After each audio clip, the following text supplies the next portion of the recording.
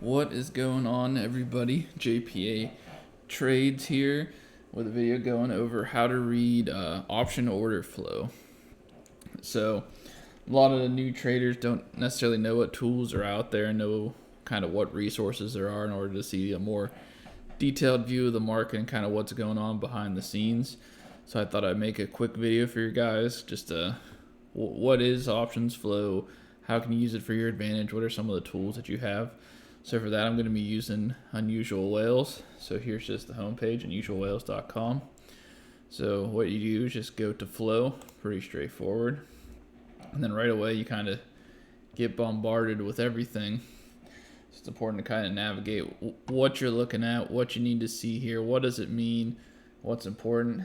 So on the filters here, so premium range, that premium is just how many dollars are out there. So 27,000, that means someone bought $27,000 worth of position. You can set this down to 0. As you can see, here's just Joe Schmo at the end of the day. Says, you know what? I'm going to buy me an Apple call because I think this thing's going to the moon tomorrow. So that's why it's kind of important to determine what range you want to use. So generically, 25,000 is pretty much anyone who has either a little bit of an idea what's going on, an institution, normally someone with enough money to know what they're doing and have a purpose, or maybe a little bit more insights than you might have. So if you see an idea where someone's like, hey, I see $100,000 or a bunch of $25,000 plays all running into this name, it might be worthwhile to take a look at. So I don't mess with the spot range or size range. Really all I care about is that premium range to make sure I'm looking at everything I want to see. Then you can set it to any stock you want. So just have it on Apple right now, which is a pretty generic one. And here's we'll just go right across the top. So the time it gets executed. So here's all your end of day action because that's what happened. End of day, ticker, buy size. So this person bought the put, the 135 puts. They expire in 45 days. They bought their put position at 141.57.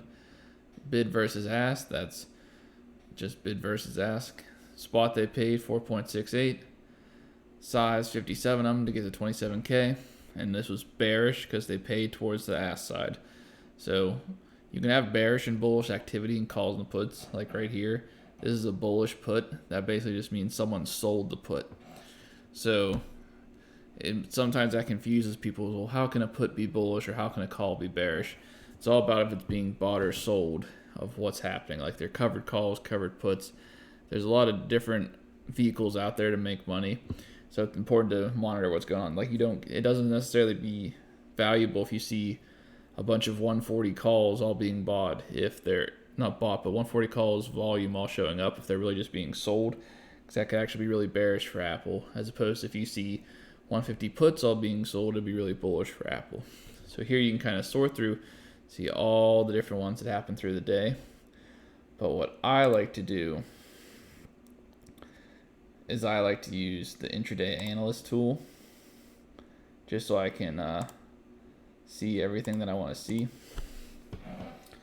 And this is a little bit of an upgraded version on Unusual Whales, but really you can do this by hand and kind of figure everything out, or you can use the intraday analyst, and I think it really speeds up the process and makes it more efficient. So here's just your overview, price with options volume.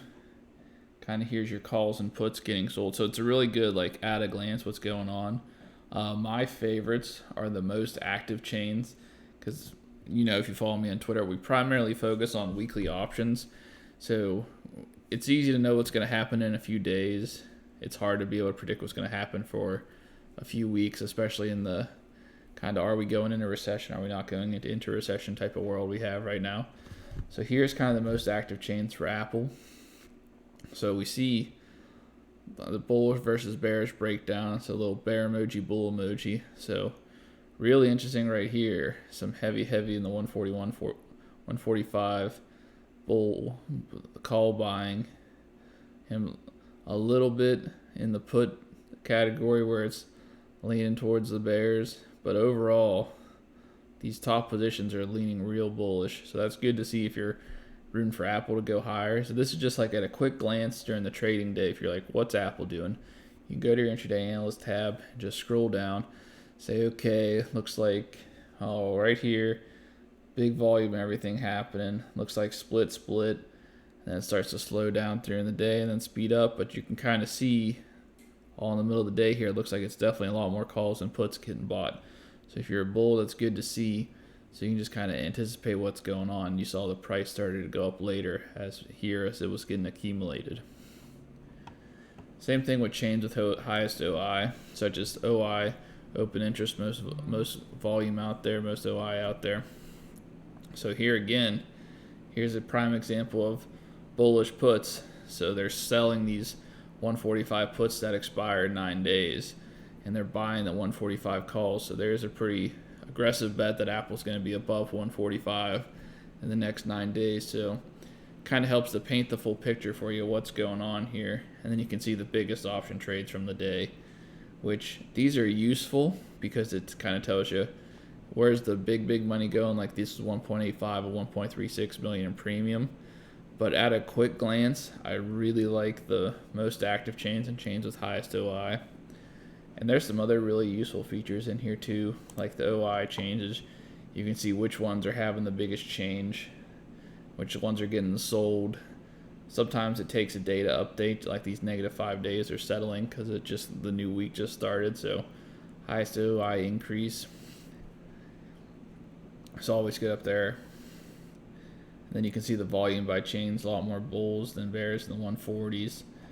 But I also really like, and you see this all the time on my Twitter, is the max pain. So you can switch week to week. So max pain for this week is still 136. And then if you go to the next week, it's 145. And then just kind of see where they're positioned each week of what they think is going to happen. So still kind of that 135, 140 range. And you can kind of use this to see if there's going to be headwinds or tailwinds. So if Apple's above 136, it's likely going to be a little bit difficult. They're difficult to be above, or they're going to try to push it lower. And I have a whole video about this too, about what's the power of max pain. Like you want VIX to be higher because that means options cost more to sell. When VIX is lower, that means that market makers and institutions are buying the calls and puts and using them to make money. But when VIX is like high 30s, they'll be using the options to make money. So they'll be selling them to you to expire worthless, either out of the money, or if you bought in the money calls further to closer out of the money, just whatever they can to kind of make that quick buck off of you. So it's a really useful tool. And then another interesting tool is dark pool. So dark pool is just trades that don't happen during the trading day. So, well, they do, but they don't happen on our platform, so you can't see it. Like, it won't chop up as a volume bar during the day. You won't be able to see, like, oh, there's $20 million worth of 20 million shares of Verizon. You never saw that. And same thing, Tesla, 28 million. It doesn't show up in the daily volume, but they're all useful levels to have. And same thing, the higher it is, the more important, or at least more strength in the level. So you can use these as like hidden pivot points. So here's over $1 million in stock that gets adjusted. So you can kind of see, okay, well, Bank of America had 47 million and 3.94 million in premium at 31.24. So 31.24 might be an interesting value to look at going forward. Same with Square. Square here has 3.32 million worth of stock and at 66.73.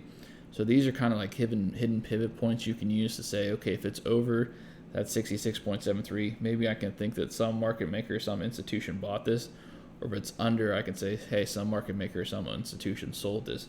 So they're kind of like these quick little extra pivot points you can use to help verify your own method, because that's really what Flow is most useful for, is to kind of help verify your own idea or help give you that little bit of extra added confidence to make your play that much better. It really is trying to enhance what you're doing, so it's kind of just sets you a little bit further ahead of the next person, and you always want to do whatever you can to kind of refine that tool.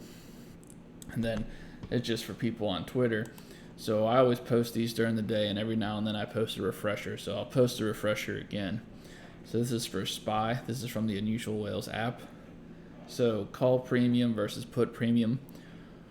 What this is saying is of all this money sold, 918 million came from puts and 697 came from calls.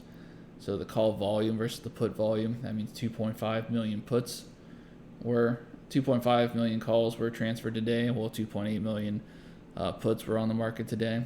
But then the premium, so 779.4 million worth of bullish calls or bullish sells on puts was traded, and 51.3% of bearish put buys or bearish call sells occurred.